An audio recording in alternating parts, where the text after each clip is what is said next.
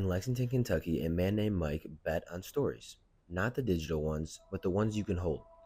This is the Black Swan Bookstore, a used bookstore born in 1984. Mike is no ordinary bookseller. He's a dreamer with a knack for names and a heart for community. I came up with the name, and for the reason you're not old enough to remember, but boy, I sound old.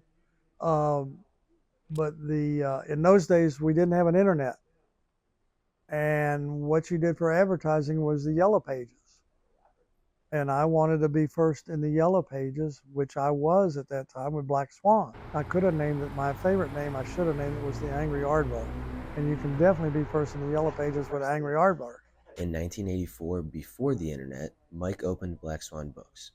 Fresh from a job loss at UK Special Collections, he saw a chance to join Lexington's vibrant used bookstore scene. I worked at UK Special Collections for a couple of years and did a special project called the Hillbrook Collection. And then when the money ran out for that, the two partners got in a fight and split, and I was without a job. And so at that point, I figured it was now the time to start a bookstore. Previous shops like Dennis's and Mr. Rammel's defined the city's literary heart. When Rammel retired, Mike jumped in, renting the space to start his own story. Is Mr. Ramel retired, which opened up that space.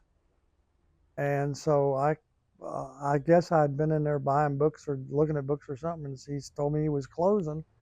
So I talked to the people who owned the building at that time, and I told them I'd like to open a bookstore. They said, "You go right ahead and you can rent from us."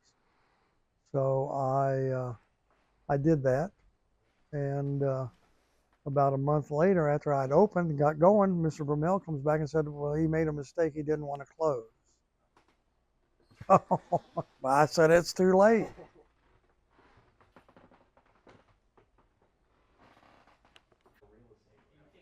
But stories have their struggles. Online retailers and ebooks shook the industry.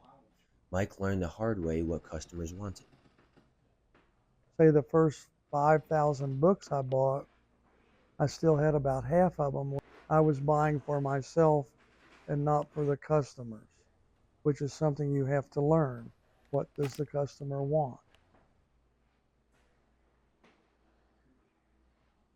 From recessions to digital tides, Black Swan faced storms.